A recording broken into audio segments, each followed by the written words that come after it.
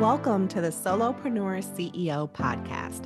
I'm Karen Kilby-Clark, and along with my co-host, Marcia Sheehan, we help solopreneurs lead with clarity and build businesses that grow without burnout. This show is for solopreneurs who've built something real, but are carrying more of the load than they want to be. Your business works, but it depends too heavily on you. And deep down, you know it shouldn't feel this hard. Here, we talk about the mindset, systems, structure, and support it actually takes to run a business without sacrificing your well-being. We're not about hustle culture or pushing harder just to survive. This podcast is about stepping out of reactive solopreneur mode and into CEO-level leadership so your business can support your life instead of consuming it. If you're ready for honest conversations, real-world strategies, and a lot less pretending, you're in the right place. Let's get started. Hello, welcome back. I am so excited to have another episode of the How I Run This series. I have Tara Whitaker here with me. I met her back in maybe 2015. No, maybe it was 2018. We met at the Amanda Bolin, she did it. I had a kid, so it must have been 2018 or 2019. We're almost going on a decade, and we have yet to meet in person, which is insane. Like, come on. I know you're going to be in the DC area, or I'll be in the... Am I, though?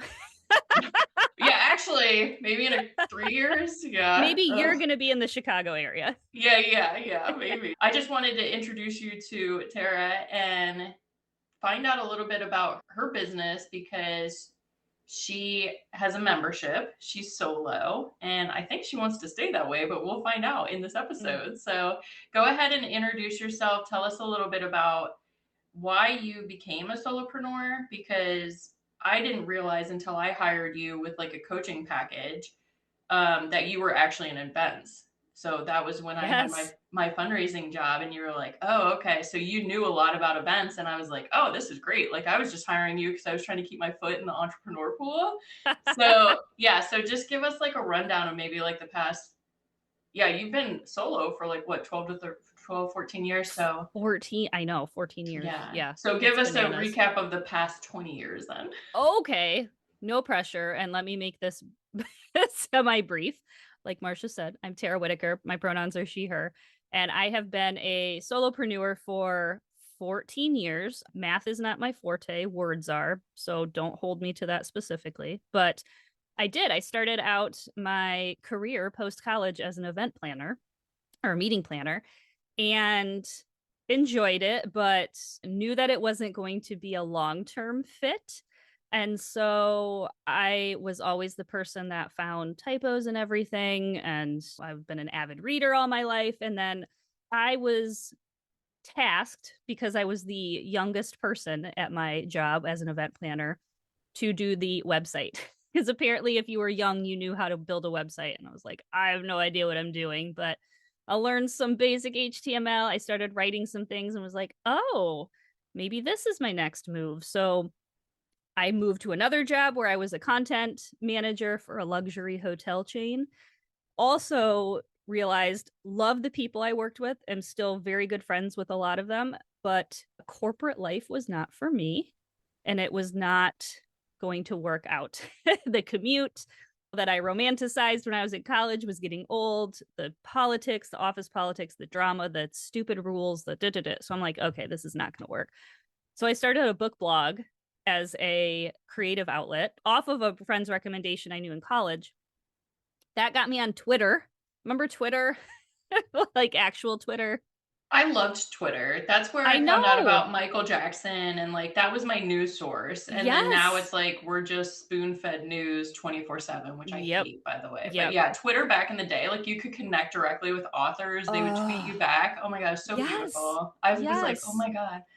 James Altucher like tweeted me, and I was like, well, I mean, I tweeted him first, but like I was just like, this is the freaking coolest platform ever. And then it got weird. Well, yeah, it did. It connected you with people who you never thought you would be able to connect with. And so I got on the Twitter, and I got my first unpaid internship at a publishing house because an editor tweeted they needed help. And that literally started my entire career in editing. And that was 14 years. It was October 2012 is when I started my side gig. I lasted 5 months until February 2013 before I quit my full-time job because it was so toxic and so not great. It was probably before I should have quit financially, but this is pre-kids, pre-marriage, pre-house ownership. I had some flexibility. Here I am 14 years later. I am still a book editor, but I've also added on, like you mentioned, I have a membership community called the Freelance Editors Club. I learned how to coach. So I also offer coaching for freelance editors. And then I host the Modern Editor podcast. So that's all happened within the last 6 years. So it's been a busy time, but I love it. I love it for you too. And I love it for everyone. Right? Especially if you just feel like the environment that you're in is toxic and you feel like you need to spend all of the money you're earning to numb out from the horrible experience you're having during the day. And that was my thing when I returned back to work in 2022.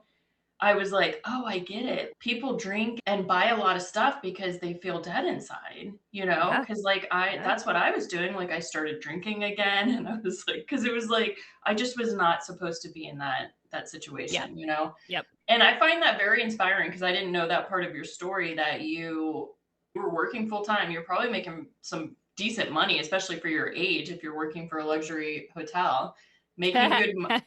Oh. Well, maybe that's why you segued into the unpaid internship though. Yes. Yeah. So it was very much one of those things where we were surrounded and had to work with content that was all luxury and opulence and discerning, and we were paid like crap. Peanuts, right? Yeah. Yes. Yeah, yes. weird. We were not enjoying the luxury hotels, let me just tell you that. Yeah, I had a similar situation to that. I'm like, hey, if you pay your employees better and your subcontractors, they might do a better job and not sabotage what a novel concept. Huh. Anyway, so let's not get any defamatory lawsuits going. There we go. Yeah, so no names have been named. But nope. Anyway, so you did say that you were coaching editors. I am not, in fact, an editor. One of the things that I love about you is that you're just so open about everything. When you learn something, you share it, and you're trying to prevent people from running headfirst into walls, which is what I do as well. You're like, if I can spare you the pain of going through this, let me do that. And you've talked openly on your podcast about mental health issues. When you started it, it was before or maybe it was during like the 2020, all of that, but you started talking about marginalized communities and you haven't shied away from anything, which I freaking love. And it goes to prove like how wonderful it can be to be a solopreneur, because at the end of the day, you have to answer to you, right? Yep. So exactly. yeah, it can make you really brave, but I think it could also like make people hide a little bit too. But oh yeah. And just to be clear, I was not always this open. I was very shy and reserved, not because I was trying to hoard any information, but because I was terrified of putting myself out there. You put yourself out there and you're open to ridicule or meanness because you're a woman, your looks, your weight, your everything. And I was not about that. I didn't have a thick enough skin. I don't know if I still do, but I have been very good about surrounding myself with people who uplift each other and not tear each other down. Sometimes I have to remind myself that I am in a bit of a bubble that I've created, because something will happen and I'm like, oh yeah, people do suck. But I'm not around people that suck on a daily basis because I don't want to deal with sucky people. But yeah, it took a while. I still have work to do on it, but I think also getting older too, there is truth to the older you get, the less things you give, and you realize what's important and what needs to be said, especially the publishing industry. It's always been gatekeepery, and marginalized communities have always been not treated the way they should be, and it's getting marginally better, but we still have a lot of work to do. The only way it's going to happen is if we talk about it and uplift those people and those voices that should have been uplifted this entire time but haven't.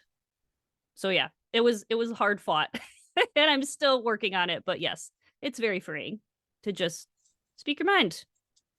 I think that probably started to happen after we went to the She Did It Her Way summit. I started following you immediately and I started to see you come out more and more and become more visible. And I love that. Like I love seeing when Thank you. business owners, yeah, and like women when they feel comfortable enough to do that. And that's part of the Honest Conversations podcast with Karen and I. Like we talk so much about visibility.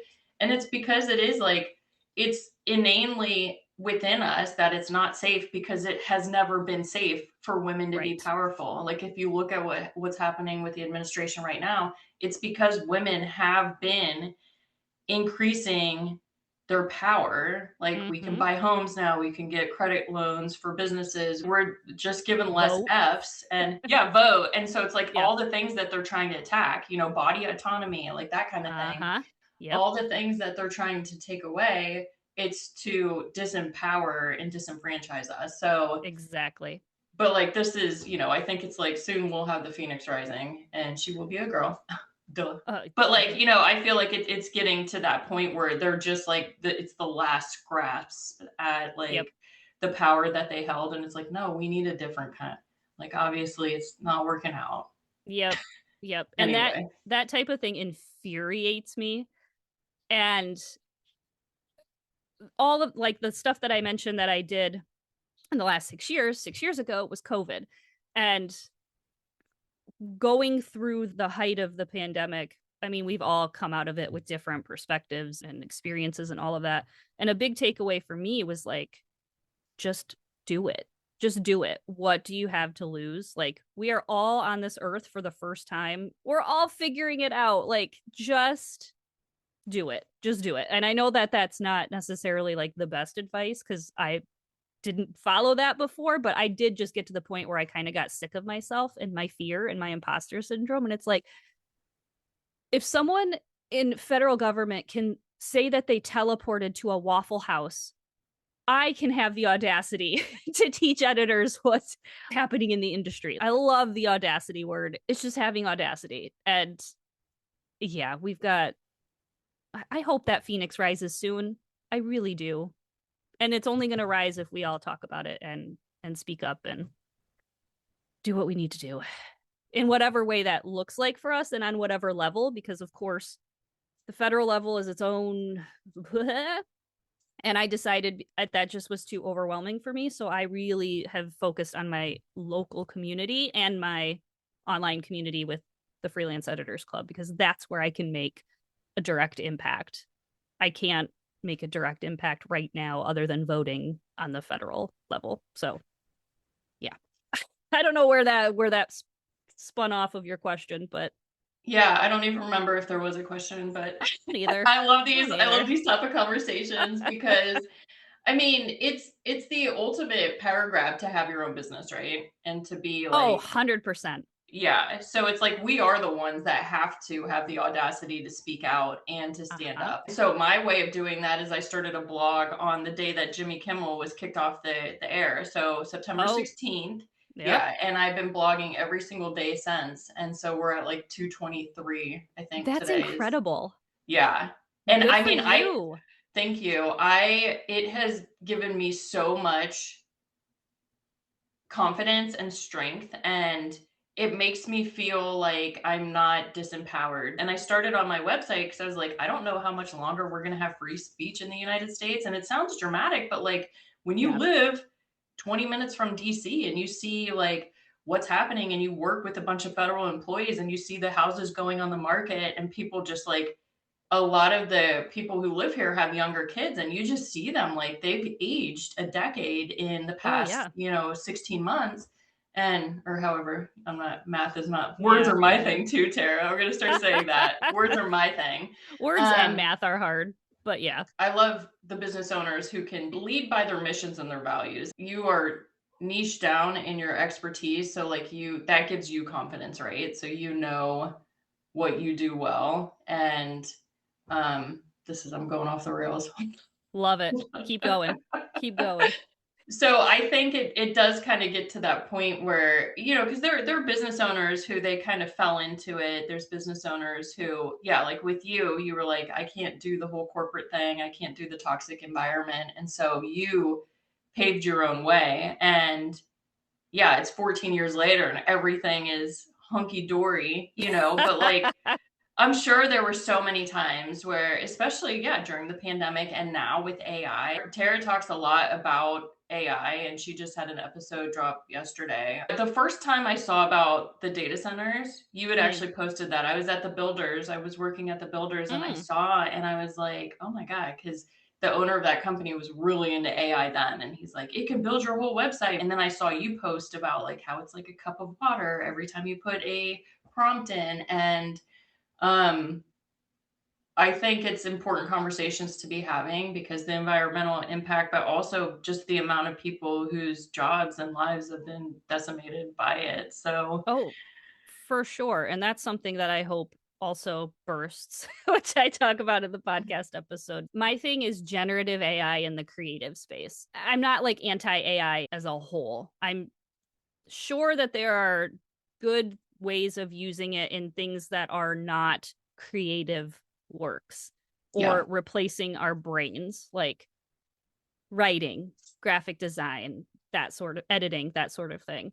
And yeah, the environmental impacts are huge. Data centers are not being built in affluent areas. They are in marginalized communities. They're affecting kids' health, which infuriates me. Like kids don't have enough to worry about right now in the United States. Now they have to worry about being next to a data center. Like, come on now. The thing is that for freelance editors or for any solopreneur, generative AI is a choice.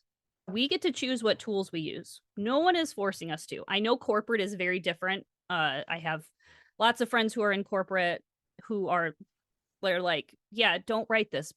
Put it in AI. And then they put it in AI and then it's completely false. And then they have to go back and redo it and blah, blah, blah. But that's different. But as freelancers, solopreneurs, entrepreneurs, we get that choice. That's one of the amazing things. You get to choose. So I want you to have the information. I want you to know how it affects the creative industry, and then you make the decision. Like right. I've made a decision. That's my because it's my business and my choice. You get to make your own decision. That's one of the great things about having your own business. When you work in an industry that is constantly being told like you're irrelevant, we've always had to fight for why we're important, why we matter, why the work we do matters. It gets exhausting. I'm not going to lie.